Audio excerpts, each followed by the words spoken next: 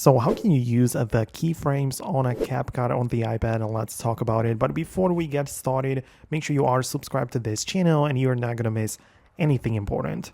Well, whenever you go to the Capcut video editor, you're going to notice that if you click on a clip and select it below in the timeline, above it we have a little icon looking like this, sort of like diamond looking one, right? And you can tap on it to initiate the starting point, and then you will perform some changes to take effect, right? So the whole point is that the change is going to happen gradually and not at once, right? Because you could just cut the video and have one part without the effect and the other with the effect, right? So a nice example to explain it would be the movement of a clip, right? So you can select the clip as usual, tap on the keyframe, then slide over, I don't know, like 10 seconds forward or whatever, and then you're gonna grab the clip like that, and perhaps you're gonna zoom it in and move it to the side,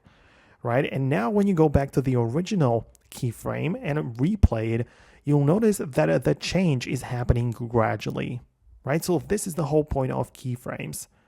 And it doesn't have to be just the size or position of the photo or video, right? It can literally be anything, right? So if you start a keyframe and then adjust the audio later, it will just bump up the volume or lower down the volume gradually as you move toward that actual keyframe. So it's very nice feature. Is obviously something that has been used since forever on like the professional desktop video editors, but it's nice that it's part of the iPad as well.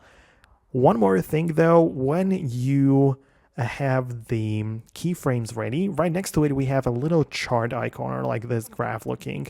So you can turn it on like this and basically pick the keyframe graph, and this can make the transition between these two settings much more smoother, right? And it will follow the curve right here. So you can kind of like see the difference, try out the different graphs to see if the change happens more nicely with the graph applied or without it.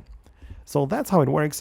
Let me know in the comments below if you have some additional questions. I have so many other tutorials about Capcut on this channel, so I don't want you to miss out on them. So make sure you subscribe below to this channel and you're not going to miss anything important.